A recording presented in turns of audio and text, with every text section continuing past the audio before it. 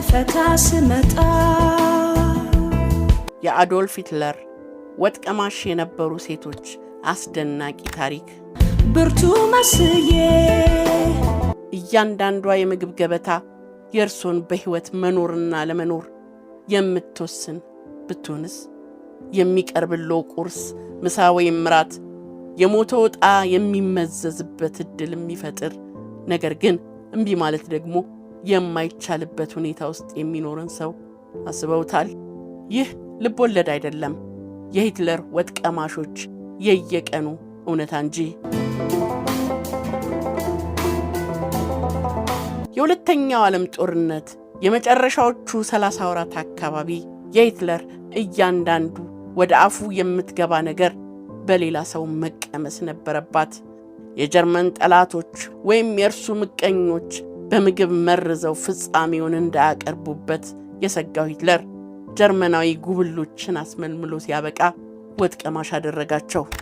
የእነዚህ ሴቶች አስገራሚ ታሪክ ለጆሮ የበቃው በቅርቡ ነው።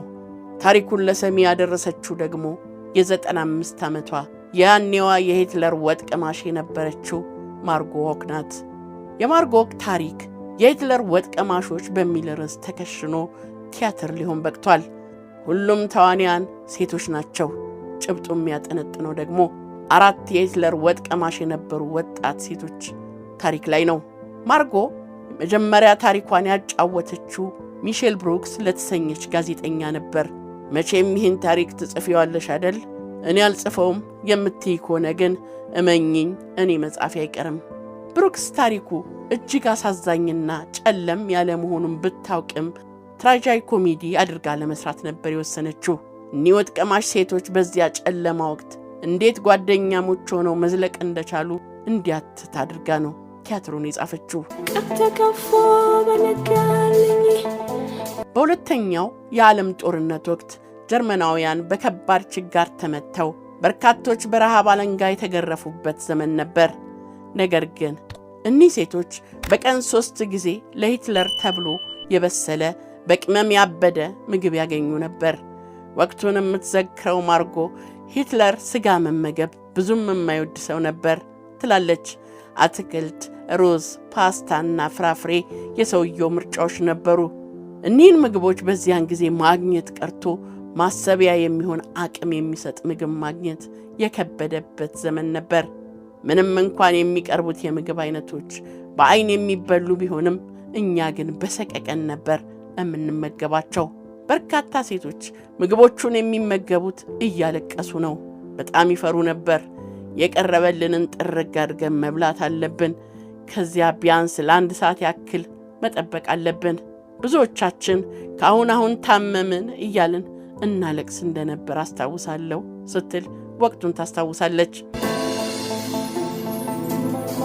የሂትለር የወጥ ቤት ሰዎች ሴቶቹ ከተመገቡ 1 ሰዓት በኋላ ነው ምግቡን በአይነቱ ላዛዣቸው ያቀርቡ የነበረው። በሴቶቹ ቅምሻና በሂትለር የምግብ ሰዓት መካከል ያለችው 60 ደቂቃ ምጥ ነበረች። ቁጭ ብሎ ሞትን የሚጠባበቁባት።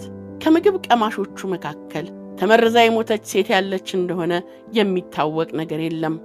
ማርጎ ዎክ እኔ በነበርኩበት ወቅት ማንም ተመርዞ የሞተ የለም ትላለች። ማርጎ ዎክ ታሪኳን እስከ ተናገረችበት ወቅት ድረስ ግን ስለ ወጥ ቀማሾቹ ሴቶች የሚታወቅ ነገር አልነበረም። የሩሲያ ወታደሮች ወደ አዶልፍ ሂትለር ቤተመንግስት መቅረብ ሲጀምሩ አንድ ባለማዕረግ ወታደር ማርጎን አሾልኮ ያስወጣትና ወደ በርሊን የሚሄድ ባቡር ላይ ያሳፍራታል። ሌሎቹ ሴቶች ግን እምጥግቡ ስምጥ ማርጎ የምታውቀው ነገር የለም። ምናልባትም የሩሲያ ወታደሮች በፈጸሙት ጥቃት ተገድለው ይሆናል ስትል ትገምታለች። ሰው ለመኖር ይመገባል። ማርጎና ወጥ ቀማሽ ጓደኞቿ ግን ይመገቡ የነበረው ለመሞት ነበር። ሞትን ከሂትለር ቀድሞ ለመቅመስ፣ ሞትን ከሱ በፊት ለመሞት ራሳችንን አሳልፈን ሰጥተነው ነበር ትላለች።